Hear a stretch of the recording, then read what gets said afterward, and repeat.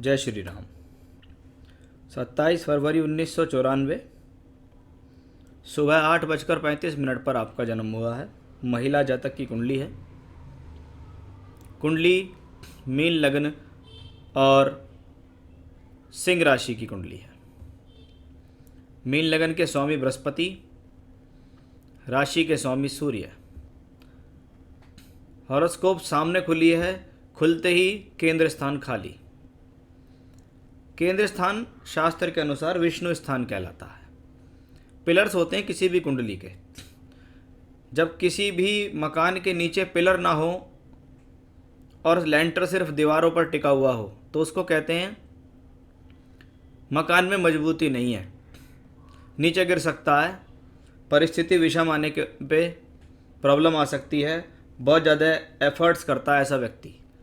यहाँ केंद्र खाली है, केंद्र में कोई ग्रह नहीं है, इसलिए जीवन संघर्ष वाला रहेगा।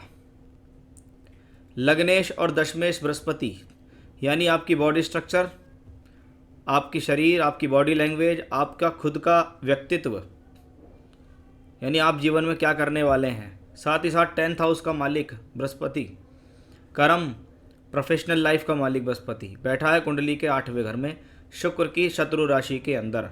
इसका मतलब है ये कॉम्बिनेशन चाहे वो अपने व्यक्तित्व को सुधारने के लिए, अपने सम्मान को बढ़ाने के लिए, सामाजिक रूप से प्रतिष्ठा बनाने के लिए, कार्य क्षेत्र को अच्छा करने के लिए, प्रोफेशनल लाइफ को अच्छा करने के लिए व्यक्ति को जीवन में स्ट्रगल करने पड़ेंगे।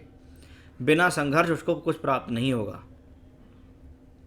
ये वो कॉम्बिनेशन है जो मोटा मोटी पूरी होल लाइफ काम करते हैं कि आपका लग्नेश 8th हाउस में शत्रु राशि में है, जीवन संघर्षरत है। बहुत मोटे तौर पे इसको हम कह सकते हैं।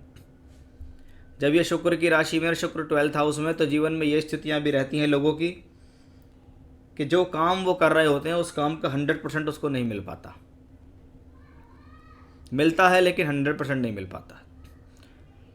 इस कुंडली में चंद्रमा मन का मालिक है, लगन का मालिक लग्नेश 8वें घर में, राशि का मालिक चंद्रमा 6ठे घर में।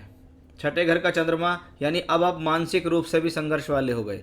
ये तो शारीरिक रूप से संघर्ष था, अब आप मानसिक रूप से भी संघर्ष वाले हो गए हैं। चंद्रमा का 6ठे घर में जाना खास तौर पे पंचमेश होकर व्यक्ति की बुद्धि के अंदर कुछ ना कुछ विचार देता है, नेगेटिव विचार देता है। व्यक्ति कभी कभी अपने कार्यों से ऊब जाता है, व्यक्ति अपनी मेहनत से ऊब जाता है। उसके मन में बातें आती हैं कि मेरे साथ ही ऐसा क्यों हो रहा है, मेरे साथ ही एफर्ट्स क्यों ज़्यादा लग रहे हैं, मैं ही क्यों अपनी प्रोफेशनल लाइफ में ज़्यादा परेशान हूँ। ये कॉम्बिनेशंस इन कुंडलियों से निकल के आते हैं। लास्ट में उपाय मैं आपको अवश्य बताऊंगा, लेकिन कुंडली में प्लैनेटरी पोजीशंस बताना पहले ज़्यादा ज़रूरी है। मंगल इस हॉरोस्कोप में एक अच्छा प्लैनेट है, उच्च का होकर बैठा है भाग्येश होकर। भाग्येश का उच्च का होना 11th हाउस में जाना पारिवारिक पृष्ठभूमि से मजबूती देता है। वहीं मंगल से संबंधित दशा अंतरदशा जीवन में जब भी आती हैं व्यक्ति को उसमें लाभ मिलता है। जैसे आपने अपने जीवन में 2008 से 2015 के बीच में मंगल की महादशा गुजारी है। वो समय हो सकता है आपकी एजुकेशन का, आपने एजुकेशन ठीक ठाक कर ली हो। 2015 से तो राहु की दशा चल रही है। तो मंगल धनदायक प्लैनेट है, शिक्षा कराने में भी अच्छा है, भाग्य को जागृत करने में भी अच्छा है, पारिवारिक सहयोग दिलाने के लिए भी अच्छा है। मांगलिक नहीं है आप। इस कुंडली में आप देखिएगा 4 ग्रह द्वादश भाव में बैठे हैं। चंद्रमा भी उसे देख रहा है 5, बृहस्पति की 5वीं दृष्टि भी उसके ऊपर है 6 प्लैनेट कुंडली के द्वादश भाव में। अब 12th हाउस क्या होता है? 12th हाउस है एक्सपेंडिचर, खर्च कह सकते हैं, आय से अधिक खर्च कह सकते हैं। 12th हाउस लॉस, जितनी मेहनत करी उतना प्राप्त नहीं हुआ, कभी मेहनत का हर्जाना नहीं मिला, खर्च ज़्यादा हो गया, बचा कुछ नहीं। इन्वेस्टमेंट का भी हाउस ही 12वां कहलाता है। यानी जीवन में 12वें घर में जब इतने सारे प्लैनेट का कॉम्बिनेशन हो तो ऐसे लोगों को जीवन में संघर्ष तो बना ही रहेगा। अब इसमें दशम का मालिक अष्टम में, चौथे का और 7वें का मालिक द्वादश भाव में। ऐसे लोग कभी कभी घर से दूर जाकर ही कुछ ज़्यादा सफलता प्राप्त करते हैं, इसको ऐसे भी कह सकते हैं। क्योंकि इस हॉरोस्कोप में कॉम्बिनेशन है कि जब तक आप अपनी प्रोफेशनल लाइफ को घर से दूर नहीं जोड़ेंगे तब तक आपको ज़्यादा बेहतर लाभ नहीं मिलेगा, ऐसा आपका कॉम्बिनेशन कहता है। चतुर्थेश का द्वादश में जाना, अपने खुद के बल पर मकान बनाना बड़ा मुश्किल होता है। कभी कभी जीवन के 40-45 वर्ष निकल जाते हैं, तब कहीं जाकर ऐसे लोगों को अपने बल पर मकान मिलता है। विवाह का स्वामी 7म भाव का स्वामी बुध, कारक शुक्र द्वादश भाव में बैठे हैं। बुध वक्री भी है, यानी इंटेलिजेंसी के लिए अच्छा है। दूर स्थान से जुड़ के कार्य करने के लिए अच्छा है। विदेश में जाके काम करने का प्रयास करेंगे तो भी ये आपके लिए अच्छा है, या घर से बहुत दूर जाके काम करेंगे तो अच्छा है। तो उस लिहाज से ये कॉम्बिनेशन अच्छा माना जाता है। वहीं दूसरी तरफ शादी के मामले में थोड़ा सा कमज़ोर है। ये कॉम्बिनेशन विवाह देर से भी कराता है और शुरुआती तौर पे मैरिड लाइफ अच्छी भी नहीं होती। कुंडली मिलान का विशेष ध्यान देना होगा, नहीं तो आपके चार्ट में मैरिड लाइफ को लेकर समस्याएं हैं। उसका भी जवाब मैं आपको दूंगा, लेकिन जो कॉम्बिनेशंस हैं वो मैंने आपको बताया कि आपकी हॉरोस्कोप कहती क्या है। यहाँ भी नवांश कुंडली में लगन में सूर्य केतु का योग है। सूर्य शत्रु राशि में बैठे हुए हैं। राहु केतु अक्ष पे लगन सप्तम भाव है। अष्टम भाव में वहाँ मंगल बैठा हुआ है। तो कॉम्बिनेशंस तो आपके पास मैरिज लाइफ को लेकर कोई बहुत ज़्यादा प्रबल तो अभी तक नज़र नहीं आए हैं। ये कॉम्बिनेशन मैरिज में डिले भी कराते हैं, ये कॉम्बिनेशन मैरिड लाइफ में प्रॉब्लम भी देते हैं। साथ ही साथ शनि द्वादशेश होकर द्वादश भाव में ही बैठे हैं, यानी 12th हाउस का मालिक 12th हाउस में है। तो वही बात कि बाहर से संपर्क बनाओ तो फ़ायदा। अब आप देखिएगा ये दशमांश कुंडली है आपकी, जहाँ से मैं प्रोफेशनल लाइफ देखता हूँ, क्योंकि आप एक पढ़े लिखे व्यक्ति हैं, जॉब भी कर चुके हैं, प्रोफेशनल क्वालिफिकेशन भी की है आपने। मंगल दशमांश कुंडली में 12th हाउस में, 12वें घर में मंगल का जाना ये दिखाता है, फिर से इंडिकेशन है, जब तक जन्म स्थली को छोड़कर किसी दूसरी जगह संपर्क नहीं बनाओगे तब तक करियर ज़्यादा अच्छा नहीं रहेगा। एक बात। दूसरा, सूर्य द्वितीयेश होके भी यहाँ है। मैंने ऐसे लोगों को जीवन में घर से बहुत दूर जाकर या विदेश में जाकर काम करते हुए देखा। राहु की महादशा आपको चल रही है काफ़ी लंबे समय से। राहु 9th हाउस में, मंगल की राशि में राहु और मंगल यहाँ बैठा है, उच्च का हो गया। राहु का संबंध तीसरे घर से भी है, यानी स्थान परिवर्तन राहु भी दिखाता है। राहु यहाँ 2nd हाउस में धन के भाव में राहु धन देगा, लेकिन सूर्य की राशि में है, सूर्य 12th हाउस में दशमेश के साथ, यानी जब तक बाहर से नहीं जुड़ोगे तब तक ज़्यादा लाभ नहीं मिलेगा। एक बात। दूसरा, धन मिलेगा लेकिन धन कमाने के लिए एफर्ट्स बहुत करने पड़ेंगे, क्योंकि आपके धन का मालिक और आपके प्रोफेशन दोनों का मालिक 12th हाउस में। और 12वां घर मैंने आपको बताया था लॉस का, एक्सपेंडिचर का, दूर स्थान से जुड़ने का होता है। फैशन डिजाइनिंग की आपने पढ़ाई की है, 3 साल लगभग ऑलमोस्ट कंप्लीट हो चुके हैं। 2-3 जॉब भी हो गई हैं आपकी। अब आप किसी के साथ मिलकर बिजनेस शुरू किया आपने। जब किसी के साथ बिजनेस शुरू करने की बात आती है तो वो आती है दशमांश कुंडली में 7th हाउस से। 7th हाउस पार्टनरशिप का भाव है। चंद्रमा के साथ बैठा हुआ है, अच्छी बात है, आपने पार्टनरशिप की, आप पार्टनर के साथ मिलकर काम कर रहे हैं। हो सकता है 2023 तक आपका ये काम पार्टनर के साथ चलता रहे, लेकिन 2023 के बाद आपके जीवन में फिर से एक ब्रेक आने की संभावना है। आप ज़रूर अपनी प्रोफेशनल लाइफ से हटके, हो सकता है आपका पार्टनर के साथ ज़्यादा दिन ना चले, आप उसको छोड़ के आगे चले जाएं, क्योंकि वैसा इस चार्ट में मुझे दिखता है। पार्टनरशिप को बनाए रखिएगा 2023 तक, क्योंकि उसके बाद तो अवश्य ही आपके लाइफ में चेंज आएगा। क्योंकि जब राहु में मरकरी आएगी, राहु में मरकरी की दशा आपके लिए प्रोफेशनल लाइफ के लिए अच्छी नहीं मानी गई, क्योंकि मरकरी यहाँ 8th हाउस में राहु केतु एक्सेस में बैठा है। जब राहु में बुध आएगा वो समय आपके करियर के लिए थोड़ा सा स्ट्रगल को बढ़ाने वाला ही होगा। कभी कभी उसमें ऐसा भी हो जाता है, मान लो आपकी शादी हो गई, शादी होने के बाद आप किसी दूसरे घर चले गए, वहाँ आपको संतान हो गई, तो उसके कारण व्यक्ति की लाइफ में ब्रेक आ जाता है।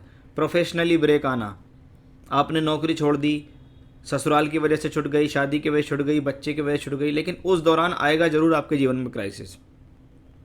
ऐसा होगा नवंबर 23 से जून 26 के बीच में। तो वहाँ जीवन में लगता है कम से कम 3 साल का गैप। उसके बाद स्थितियाँ फिर से, हो सकता है आप दोबारा से अपनी लाइफ के अंदर तैयार हों, फिर से कुछ जॉब करनी शुरू करें। लेकिन अभी जो आप काम कर रहे हैं वो ठीक है, पार्टनर के साथ बना के रखने की बहुत ज़्यादा आपको ज़रूरत है। तो ये तो थी एक राहु में शनि अभी आपको चल रही है। शनि भी 12th हाउस में है, मेहनत पूरी चल रही है, आप अपना पूरी तरीके से लगे हुए हैं कार्य को सफल करने के लिए, क्योंकि सूर्य षष्ठेश भी उसके साथ, शनि भी वहीं, द्वादश में इतने सारे प्लैनेट हो तो हेल्थ का विशेष ध्यान रखना चाहिए। ऐसे में व्यक्ति को संक्रामक रोग, आज के समय में चलती हुई बीमारियां पकड़ सकती हैं। और जब 12th हाउस में प्लैनेट बैठे हैं और बीमारी हो जाए तो गारंटी है कि आप हॉस्पिटल में भर्ती होकर आओगे। इसलिए स्वास्थ्य का विशेष ध्यान रखें।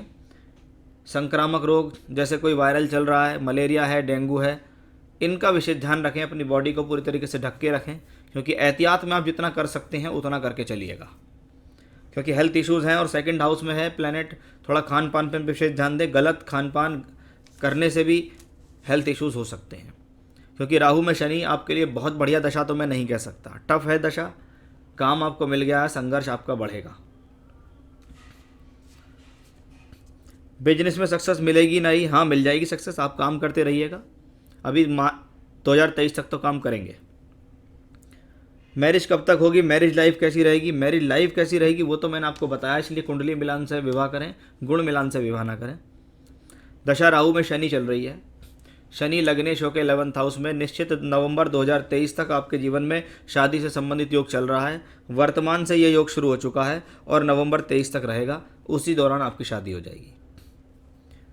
भगवान में विश्वास नहीं है, पूजा पाठ ज़्यादा विशेष आप नहीं कर पाते हैं, कोई बात नहीं है, लेकिन करेंगे तो पाएंगे, क्योंकि जीवन में हर व्यक्ति कर्म करता है। आप पढ़ रहे हैं, आप मार्केट जाते हैं, आप लोगों से मिलते हैं, डीलिंग करते हैं, बात करते हैं, नौकरी कर रहे हैं, व्यवसाय कर रहे हैं, ये सब एक कर्म है। कुछ कर्म ऐसे भी होते हैं जिनको करके हम अपने ईश्वर को खुश करते हैं, वो है पूजा पाठ। कि आपने मुझे इस धरती पे भेजा, आपका बहुत बहुत धन्यवाद। मेरे जीवन में कोई मुझसे गलती हुई है उसके लिए मुझे माफ़ करो, मेरे द्वारा किए गए कार्य में सफलता दो, ईश्वर मुझे अपनी कृपा दो। उसके लिए आपको मैं उपाय बताना चाहूँगा। वो क्या उपाय करने चाहिए आपको? देखिए, शनि की अंतर्दशा भी है, शनि 12th हाउस में बैठे भी हैं, तो मैं आपको 2 उपाय बताना चाहूँगा। एक तो हनुमान जी की आराधना जरूर किया करें, मंगलवार के दिन हनुमान जी के मंदिर भी जा सकती हैं उनके दर्शन करने के लिए। दूसरा, ओम ब्रह्म बृहस्पति नमः, ओम ब्रह्म बृहस्पति नमः, इस मंत्र की बृहस्पतिवार के दिन से कम रोजाना 3 माला तुलसी या रुद्राक्ष की माला से करना शुरू कर दीजिए। चाहे तो आप बृहस्पतिवार के व्रत भी रख सकती हैं, ये भी आपके लिए बहुत अच्छा है। 11 या 21 व्रत का संकल्प लेकर आप बाद में उसका अध्यापन कर दीजिए। तो जीवन में बृहस्पति के व्रत रखना, बृहस्पति के मंत्र जाप करते रहना, हनुमान जी की आराधना करना आपके लिए बेनिफिशियल रहेगा। किसी प्रकार के रत्न पहनने की आपको सलाह मैं यहाँ नहीं दूंगा, कोई रत्न आपको यहाँ नहीं पहनना है। मेरे हिसाब से बहुत सारे रत्न हैं, अगर इनको बताएंगे तो कुछ रत्न की स्थितियाँ ऐसी होती हैं जो आपको फ़ायदा भी देंगी लेकिन उससे ज़्यादा फिर नुकसान दे जाएंगी, इसलिए ऐसा स्टोन कोई ना पहनना है आपको जो आपको नुकसान दे। मैरिड लाइफ का विशेष ध्यान दें, कुंडली मिलान करके विवाह करें, मैरिड लाइफ तभी बेहतर हो सकती है। गुण मिलान के चक्कर में नहीं कि अपने आप उठा के मोबाइल से कंप्यूटर से मिला लिया और उसके बाद फिर शादी हो गई, प्रॉब्लम चल रही है, फिर बाद में ज्योतिषियों के पास, पंडितों के पास पूजा कराते फिर रहे हैं, ऐसा नहीं। तो ये तो थे आपकी हॉरोस्कोप्स में कौन से कॉम्बिनेशन अच्छे हैं, क्या है। मेरे हिसाब से अभी ये चार्ट आने वाले समय में हेल्थ वाइज हो, प्रोफेशनली हो, मैरिज के तौर पे हो, अभी संघर्ष वाला ही है। वो मैंने आपको बता दिया कब कब कैसे है। पूजा पाठ करने से ये सब चीज़ें सॉल्व होती हैं, हल होती हैं, ईश्वर आपकी रक्षा करते हैं। नमस्कार।